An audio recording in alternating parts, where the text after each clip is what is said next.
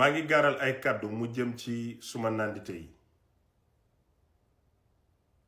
bëgg naa ëllëg suñ may fàttale ko ñu fàttale ko ma ci anam bu ne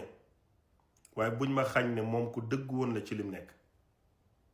nit intérêt la it bu xam soxla li dama bëgg suma dee sax ñu fàttali ma ko moo tax tey maa ngi feddaliwaat politiquement fa ma faroon bërki démb ak démb ba tey fa laa far waaye nag dama am ay nandite yoo xam ne patriote leen bëgg projet bi gëm ko ma xam ko nag su ma leen doon tudd du ñu jeex ci suma néegi ndey bi suma néegi bàyyi suma ay xarit suma ay am di jàmmi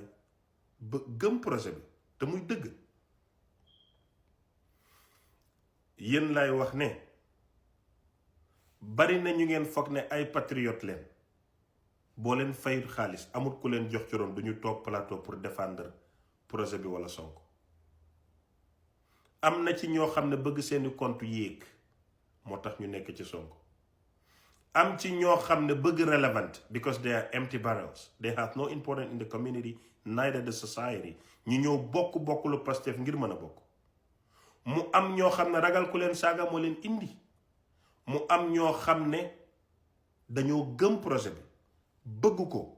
te mbëggeel gi sincère ba Ousmane Sonko tey bu dëppoon sax dañuy continuer am ñoo xam ne dañoo loyal ci Sonko duñ ko or duñ ko fenal même seen jabari sax bu ko bëggoon wallahi ñu def lu Abdourahmane ibn Awf defoon man ñooñu laay gaaral kàddu yi pour ñu dégg ko réew mi dafa métti gis ngeen ñi amoon compte yu mag yi ci xeex bi di ngeen leen dégg yenn saay ñu mel ni ku contre nguur gi ngeen dégg leen yenn saay ñu mel ni ñu ànd ak nguur gi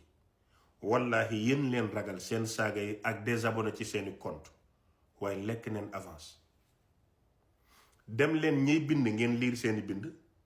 ñay wax déglu leen seen wax bu baax Cheikh Ahmed Cissé mooy wax damay xam téeméer ñëw sànni fukk buñ ma ba ma xëy ma génnee preuve yenn saay nag nga alerte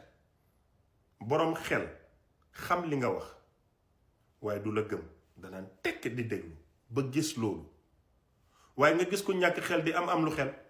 naan non kii nii kii naa da ngay déglu wax nga consommé ko nga bàyyi temps mu jugé boo toogee benn weer nga toog ñaari semaine gisoo dara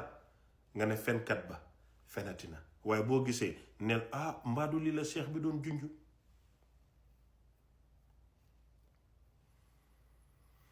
gis nga